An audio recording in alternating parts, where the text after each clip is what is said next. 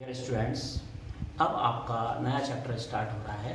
वैसे यूनिट वही है, केवल चैप्टर उस यूनिट का थर्ड चैप्टर है वैद्युत विभव, ये स्टार्ट हो रहा है।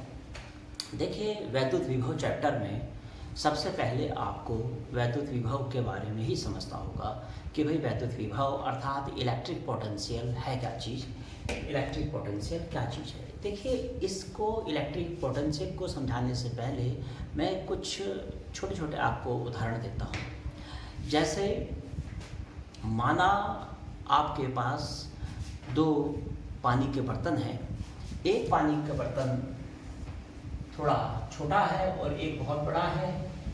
इसमें मान लिया कि वो 2 लीटर पानी आता है और इसमें भाई 100 लीटर पानी आता है। इसमें 100 लीटर और इसमें आता है केवल 2 लीटर। जबकि इसमें जो पानी का लेवल है ये थोड़ा ऊपर है और यहाँ आप देख रहे हैं पानी का लेवल थोड़ा नीचे है। तो आप क्या सोचेंगे, अगर हम इन दोनों को किसी पाइप के द्वारा आपस में कांटेक्ट करा दें तो क्या ज़्यादा पानी वाले बर्तन से कम पानी वाले बर्तन में पानी फ्लो करना शुरू कर जाएगा या इससे इसमें पानी फ्लो करेगा? बिल्कुल स्पष्ट है और आप लोगों को अपने अनुभव के आधार पर ये मालूम है कि पानी जिस बर्तन में पानी का लेवल ऊंचा होगा वहाँ से पानी कम लेवल वाले में फ्लो करेगा। अर्थात पानी का या द्रव का एक बर्तन से दूसरे बर्तन में जाना उसकी सरफेस की लेवल पे डिपेंड करता है। इसी प्रकार से अगर आप कोई से दो चालक लेते हैं, जैसे कि पानी और एक आप लोहे की एक रॉड लेते हैं और उन दोनों को आप समान उष्मा देते हैं, तो आप देखेंगे कि जो लोहे की रॉड है वो आपको बहुत गर्म महसूस होगी, उसका ताप बहुत ज़्यादा होगा और जो पानी है पानी उतनी ही उष्मा पा करके पानी का टेम्परेचर कम होगा, पानी का ताप कम होगा। या आप पहले भी 11th क्लास में आप इसके बारे में पढ़ चुके हैं। तो अब अगर हम दोनों को आपस में टच कराएंगे, एक दूसरे के संपर्क में लाएंगे, तो ऊर्जा का स्थानांतरण किससे होगा? पानी से या आपके लोहे की रॉड से। जबकि आपने उन दोनों को उष्मा बराबर दी थी, या हो सकता है कि आपने पानी को ज़्यादा उष्मा भी आपने दे दी हो लेकिन पानी का टेम्परेचर उतना ज़्यादा ना हो। पानी बहुत ज़्यादा ऊर्जा ग्रहण करने के बाद भी अपने टेम्परेचर को उतने बढ़ने नहीं देता है, ये आप पढ़ चुके हो। तो आप देखेंगे कि वहाँ इस स्थिति में ऊर्जा का ट्रांसफ़र रॉड से अर्थात जिसका तापमान अधिक है उससे कम तापमान वाले सतह की ओर या कम तापमान वाली वस्तु की ओर होता है। अर्थात स्पष्ट हुआ कि दो चालकों को आपस में मिलाने पर जो उष्मा का स्थानांतरण होता है वो उष्मा का स्थानांतरण अधिक ताप से कम ताप की ओर होता है। अब यहीं से वैद्युत विभव के कंसेप्ट की हम शुरुआत करते हैं। एक्चुअली में अगर हम दो आवेशित चालकों को आपस में मिलाते हैं तो इन आवेशित चालकों का वह गुण जो यह निर्धारित करे कि आवेश का प्रवाह किस चालक से किस चालक की ओर होगा, अर्थात आवेश की दिशा क्या होगी, इस आवेश की दिशा को निर्धारित करने वाला जो कारक है, जो कॉज है, वो आपका विद्युत विभव है। इसको और हम उदाहरणों के द्वारा समझते हैं। मतलब इसको मैं थोड़ा और आपको समझाता हूँ।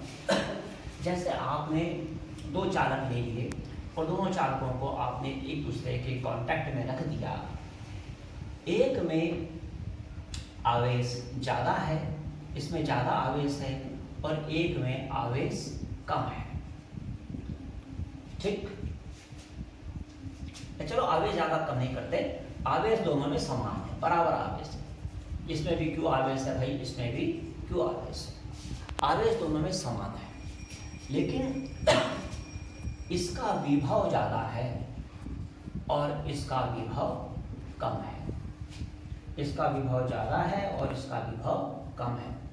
तो आप देखेंगे कि आवेश का प्रवाह हमेशा अधिक विभव वाले चालक से कम विभव वाले चालक की ओर होता है। तब तक होता है जब तक कि दोनों का विभव समान ना हो जाए। अर्थात इससे आप ये समझ सकते हैं कि जिस चालक से आवेश जा रहा है उसका विभव ज़्यादा है, जिसकी ओर आ रहा है उसका विभव कम है। अभी भी आप कह रहे होंगे कि भाई विभव का कंसेप्ट अभी भी थोड़ा थोड़ा अधूरा सा लगता है, तो इसको पूर्णता की ओर बढ़ते हैं।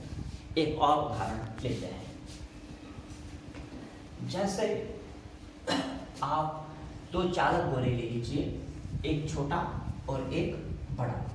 एक का नाम ए, एक का नाम बी। दोनों को आपने धनावेश दे दिया, दोनों को धनावेश दिया। मान लिया दोनों को आपने +100 कूलाम का आपने इनको धनावेश दिया है, दोनों को आपने धनावेश दे दिया। तो क्योंकि ये चालक का आकार कम है और ये चालक का आकार ज़्यादा है, इसलिए धनावेश देने पर इसका जो इलेक्ट्रिक लेवल होगा वो इलेक्ट्रिक लेवल यानी कि वैद्युत स्तर इससे ज़्यादा होगा। बहुत सिंपल सी बात है, ये छोटा है, इस पर आवेश की डेंसिटी ज़्यादा होगी, आवेश का घनत्व तो ज़्यादा होगा और इसके पर यूनिट वॉल्यूम में आवेश ज़्यादा मात्रा में होगा। अगर ये चालक है तो इसके पर यूनिट क्या सरफेस एरिया में आवेश ज़्यादा मात्रा में होगा। तो फिर इसका इलेक्ट्रिक लेवल, इसका वैद्युत स्तर इससे ज़्यादा हो जाएगा। तब हम कहेंगे कि इसका विभव ज़्यादा है, इसका विभव क्या है, ज़्यादा है। अर्थात किसी चालक के इलेक्ट्रिक लेवल, वैद्युत स्तर को जो भौतिक राशि नापती है वो भौतिक राशि वैद्युत विभव कहलाती है। ये बातें जो आपने भी समझी, ये आपको समझने के लिए तो ठीक है, लेकिन लिखने की परिभाषा में इसका यूज नहीं होता है। तो अब हम चलते हैं आगे लिखने की परिभाषाओं की और जो आप लिख सकते हैं। तो चलिए उसको समझाते हैं। मेन आपको अब इस जो मैं आपको समझाऊंगा, आपको इस कंसेप्ट पर, इस भाषा पर आपको गौर करना है, क्योंकि पेपर में आपको यही बातें लिखनी होती हैं। सबसे पहले दो वर्ड आते हैं, एक आता है वैद्युत विभवांतर और एक दूसरा वर्ड आता है आपका वैद्युत विभव। अब वैद्युत विभव को समझाने के लिए थोड़ा उल्टी कहानी चलानी पड़ेगी। पहले आपको वैद्युत विभवांतर समझाना पड़ेगा और उसके बाद आकर के वैद्युत विभव समझाएंगे।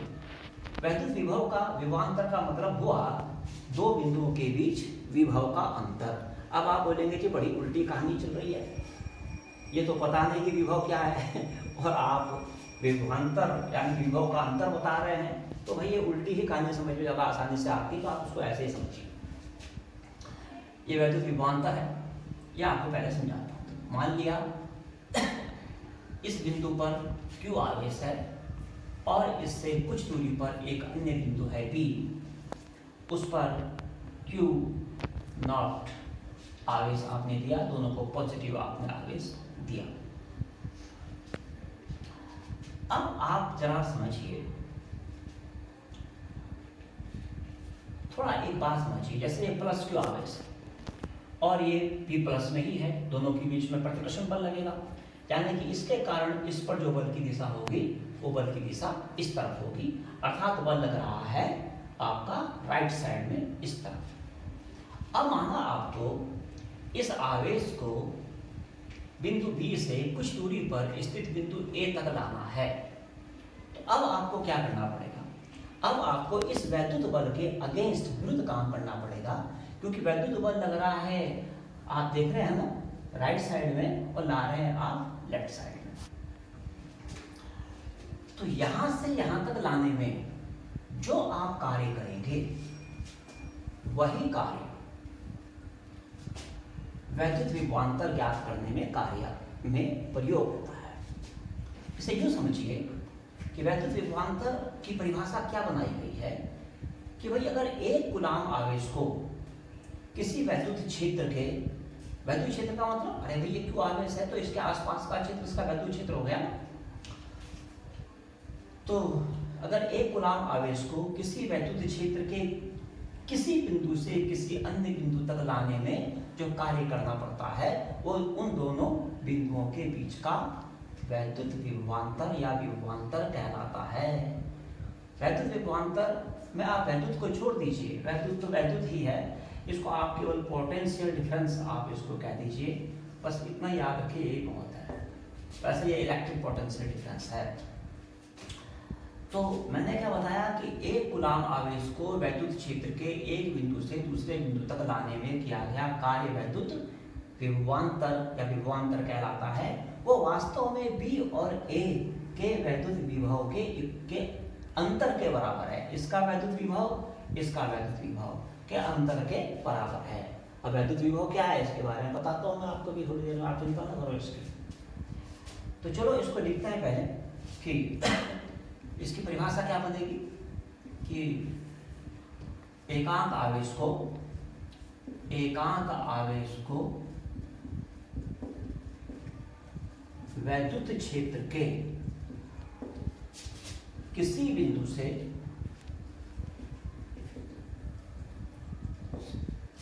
अन्य बिंदु तक लाने में किया गया कार्य उन दोनों बिंदुओं के बीच का विभवांतर या पोटेंशियल डिफरेंस कहलाता है। अभी मैंने आपको बताया कि विभवांतर का मतलब विभव का अंतर भी है। भाई मान लिया इसका विभव VP है और भाई इसका विभव VA है। अब पहले विभव क्या होता है अभी समझा रहा हूँ आपको, मैंने कहा ना कि उल्टा समझा रहा हूँ। बिंदुओं के बीच का विभवांतर कहलाता है। तो अब इसकी परिभाषा समझ में आ गई आपके। तो वैद्युत विभवांतर यानी कि इन दोनों का अंतर। अब आप बोलेंगे कि भाई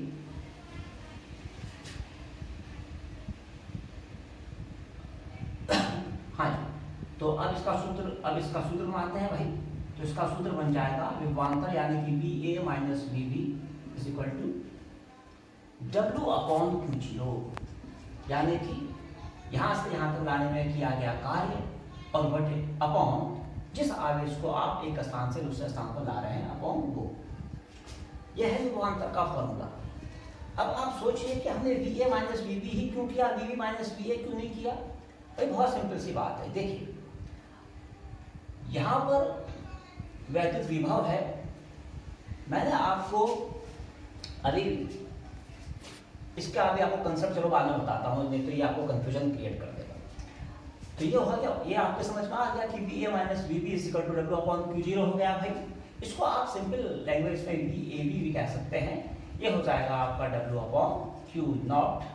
मैं बार बार से Q0 कह देता हूँ, मेरी हैबिट है, वैसे Q0 से आप इसको उच्चारित कर सकते हैं। तो ये बन गई थी इसकी परिभाषा। अब हुआ क्या, मैंने यहाँ पे W/Q0 क्यों लिखा? अरे साफ देखिए आप, एकांक आवेश को B से A तक लाने में किया गया कार्य इन दोनों के बीच का विभवांतर है। और यहाँ हम किसको लाए? Q0 आवेश को B से A तक लाए, अर्थात Q0 आवेश को B से A तक लाने में किया गया कार्य यदि W है तो एकांक आवेश को B से A तक लाने में किया गया कार्य W/Q0 हो जाएगा। और एकांक आवेश को लाने में किया गया कार्य ही वैद्युत विभवांतर कहलाता है, पोटेंशियल डिफरेंस कहलाता है। इसलिए इसको VAB से हमने रिप्रेजेंट कर दिया। अब हम इससे वैद्युत विभव की परिभाषा बनाते हैं, जिसको समझाने में बार बार मैं बीच में संकोच कर रहा था कि कैसे समझाऊं। अब उसको समझा देता हूं। देखिए मान लिया मुझे इस बिंदु पर वैद्युत विभव निकालना है, तो वो कैसे निकालेंगे भाई? अगर मैं इस चित्र को देखूं तो यहां मैं आवेश B से A तक लाया था। अगर हम आवेश को B से A तक ना ला करके आवेश को कहीं बहुत दूर स्थित बिंदु अनंत से A तक लाएं, तो अनंत पर माना हमने किसी वस्तु का जो वैद्युत विभव है वो शून्य मान लिया। अनंत पर वैद्युत विभव क्या है? शून्य। तो फिर इसको कैसे लिखा जाएगा? इसको लिखा जाएगा वी ए माइनस शून्य is equal to W upon Q zero, क्योंकि अब बी बिंदु हमने कहाँ ले लिया, अनंत पर, और अनंत पर वैद्युत विभव हमने कितना लिया, शून्य। तो परिभाषा क्या बनती है, तब ये आ जाएगा V A is equal to W upon Q zero या क्यू नॉट।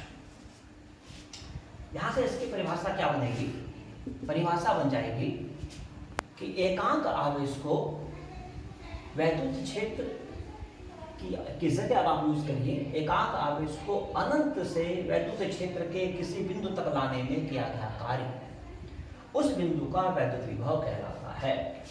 क्या लिखेंगे, एकांक आवेश को अनंत से वैद्युत क्षेत्र के किसी बिंदु तक लाने में किया गया कार्य, उस बिंदु का वैद्युत विभव कहलाता है। वैद्युत क्षेत्र की, चलो लिख देता हूं कि किसी बिंदु तक लाने में किया गया कार्य, लाने में किया गया कार्य, ये उस बिंदु पर वैद्युत विभव कहलाएगा, ए पर वैद्युत विभव कहलाएगा। यहां पर हुआ ये, क्योंकि वस्तु अनंत पर अब हमने रखी भी है, और अनंत से अनंत पर ही, जैसे अगर हम बी पर बोले कि भाई बी पर वैद्युत विभव क्या है, तो आप कहेंगे कि जो अनंत पर है, अनंत से अनंत पर ही लाना है, मतलब वहीं पर लाना है, तो कोई काम थोड़ी करना पड़ेगा भाई। इस बिंदु पर इस आवेश के कारण वैद्युत क्षेत्र शून्य है। जब वैद्युत क्षेत्र शून्य है तो इसकी वजह से यहां पर अगर आप Q0 आवेश रखते हैं तो उस पर कोई प्रतिकर्षण बल नहीं लगेगा, अर्थात Q0 को अनंत से अनंत पर, अर्थात वहीं पर लाने में क्या काम करना पड़ेगा, कुछ काम नहीं करना पड़ेगा। जब प्रतिकर्षण बल लग ही नहीं रहा है और आप उस बिंदु को, उस आवेश को उसी स्थान पर रखे हुए हो, तो आप समझ रहे होंगे कि उस बिंदु को, यानी कि अनंत पर स्थित किसी बिंदु को अनंत पर ही रखने में क्या काम करना पड़ेगा, कुछ काम नहीं, शून्य काम है। तो इसलिए ये शून्य है, इसलिए हमने इसको यहाँ पर शून्य हमने यहाँ लिया है। अब आपकी बात समझ में आई, तो ये आपका इतना तो आपका ये बिल्कुल क्लियर हो गया। ठीक, अब हम यहाँ थोड़ा सा आपको दोबारा इस बात को समझाते हैं। अभी मैं संकोच कर रहा था समझाने। अब आप सोचिए कि इस बिंदु बी का वैद्युत विभव ज्यादा होगा या ए का वैद्युत विभव ज्यादा होगा। अरे भाई, अनंत से यहां तक लाने में किया गया काम Q0 आवेश को, और अनंत से थोड़ा और आगे यहां तक लाने में किया गया काम उसी आवेश को, इन दोनों में से कौन ज्यादा है? बिल्कुल सिंपल बात, जो दूरी ज्यादा है वहां काम ज्यादा है, अर्थात VA ज्यादा है और VB कम है, इसलिए हमने यहाँ VA माइनस VB किया था। अब आपके बातें स्पष्ट हो गई होगी, समझ में आ गई होगी। एक्चुअली में जो तरीका मैंने आपको समझाने के लिए अपनाया, इसकी सहायता से मैंने आपको ये समझाया, तो इसलिए पहले मैंने आपको ये बात क्लियर नहीं करी, पहले इसको वैद्युत विभव को समझा दिया, तब जाकर के वापस हम इसको क्लियर कर रहे हैं। हाँ, एक बात इसमें और ध्यान रखना, अगर हम यहाँ प्लस Q की जगह माइनस Q आवेश लें और यहाँ प्लस Q0 आवेश लें, उस स्थिति में अब क्या होगा, अब इन दोनों के बीच कैसा बल लगेगा, आकर्षण का बल लगेगा। ये माइनस का हो जाएगा, ये प्लस का हो जाएगा, यानी कि ये इस आवेश को अपनी ओर आकर्षित करने की क्या रखेगा, प्रवृत्ति रखेगा, आदत रखेगा, नेचर रखेगा। और तब आप अगर किसी Q0 आवेश को B से A तक ला रहे हो, तब आपको बाह्य बल के विरुद्ध कोई काम नहीं करना पड़ रहा है, क्योंकि बाह्य बल की दिशा अब इस डायरेक्शन में है। आप ला भी इसी डायरेक्शन में रहे हैं, बल की दिशा भी है इसी डायरेक्शन में है, तो आपको कोई काम नहीं करना पड़ रहा है, काम तो वैद्युत क्षेत्र खुद ही कर रहा है, यह आवेश खुद ही अपना काम कर रहा है। ऐसी स्थिति में अब VA का मान कम हो जाएगा, VB का मान ज्यादा हो जाएगा, तब ये VB माइनस VA कर करके इसको रिप्रेजेंट किया जाएगा। ये अब आपका स्पष्ट हो गया। पुनः आप इस वीडियो को दोबारा जरूर देखना, क्योंकि समझाने में थोड़ा सा हमने पहले कम समझाया, बाद में ज़्यादा समझाया, जब आपसे दोबारा एक बार देखेंगे तो आपके समझ में बहुत अच्छी तरीके से ये आएगा। आगे चलते हैं और पूछते हैं कि भैया आपकी सदिश है या अदिश है, यानी कि सदिश या अदिश वैद्युत विभव सदिश राशि है या अदिश राशि। आप जानते हैं कि V = W/Q0 होता है। W कार्य कैसी राशि है? अदिश अर्थात स्केलर। चार्ज भी अदिश अर्थात स्केलर, तो भाई इसलिए V विभवांतर आपकी अदिश राशि हो गई। क्लियर हो गया ना कि आपकी अदिश राशि है, स्केलर क्वांटिटी है, वेक्टर क्वांटिटी नहीं है, स्केलर है। अब आगे चलते हैं, आपका नेक्स्ट पॉइंट पे चलते हैं, मात्रक, वैद्युत विभव का मात्रक। किसका मात्रक? V का मात्रक, वैद्युत विभव का मात्रक। V = आपने कहा W/Q0 है, और भाई W का जो मात्रक होता है जूल, आवेश का होता है कूलाम। क्लियर? तो इसलिए V का मात्रक हो गया जूल प्रति कूलाम। इतनी बात समझ में आई? इसी को हम वोल्ट भी कहते हैं, वोल्ट से भी इसको रिप्रेजेंट करते हैं। अगर कोई बोले कि भाई 1 वोल्ट की परिभाषा दो, आता है कभी कभी 1 वोल्ट की परिभाषा। देखिए कॉम्पिटिशन्स में परिभाषाएं, डेरिवेशन वगैरह यूज नहीं होते, वहाँ न्यूमेरिकल या कंसेप्ट बेसिस क्वेश्चन होते हैं, क्योंकि वहाँ आपके मल्टी चॉइस क्वेश्चन होते हैं, केवल आपको टिक करने होते हैं। लेकिन आपके 12th बोर्ड में बहुत बड़ी संख्या में लैंग्वेज वाले क्वेश्चन, डेरिवेशंस वगैरह भी आते हैं, इसलिए आपको दोनों चीज़ों में पूरा कंसंट्रेट करके रखना है। डेरिवेशंस में, लैंग्वेज वाले क्वेश्चंस में, साथ में न्यूमेरिकल और कंसेप्ट के बेसिस क्वेश्चंस में 1 वोल्ट की परिभाषा लिखते हैं, इसी से बनाते हैं। देखिए यदि W आपका 1 जूल हो जाए, ये भाई 1 हो जाए, ये भी आपका 1 हो जाए, तो भाई V भी आपका 1/1 हो जाएगा। वह Q0 या Q लिख लो खाली, कोई दिक्कत नहीं। ये अगर आपका 1 कूलाम है तो आप कह सकते हैं कि V आपका हो जाएगा 1 वोल्ट। तो यहाँ से परिभाषा क्या बनेगी? 1 वोल्ट की परिभाषा, इसकी परिभाषा बन जाएगी कि यदि 1 कूलाम आवेश को अनंत से वैद्युत क्षेत्र के किसी बिंदु तक लाने में 1 जूल कार्य किया जाए तो उस बिंदु का वैद्युत विभव 1 वोल्ट कहलाता है। तो आप यहाँ से बना सकते हैं इसकी परिभाषा, एकांक आवेश को अनंत से वैद्युत क्षेत्र के किसी बिंदु तक लाने में यदि 1 जूल कार्य किया जाए तो उस बिंदु का विभव 1 वोल्ट कहलाता है। ये परिभाषा आप बना लेंगे इसकी सहायता से। एक इसमें विम्य सूत्र प्रयोग होता है, इसका डायमेंशनल फॉर्मूला। तो विम्य सूत्र क्या लगेगा भाई? ये भी इससे बन जाएगा, V = W/Q या Q0 जो आप लिखना चाहें। कार्य का विम्य सूत्र mL²T-2 मालूम है आपको, ब्रैकेट जरूर लगा देना। Q का होता है AT। क्यों होता है? बिकॉज आपको पता है Q = होता है IT। I को रिप्रेजेंट करते हैं, I के लिए जो हम विम्य सूत्र लेते हैं वो A लेते हैं, और T के लिए आप कैपिटल T लेते हैं। टाइम के लिए आपको मालूम ही है Q का हो जाता है AT। तो यहाँ से V का विम्य सूत्र बन जाता है mL²T-3A-1। T को ऊपर ले गए और A को भी ऊपर ले गया, इस तरह से V का विम्य सूत्र बन जाता है।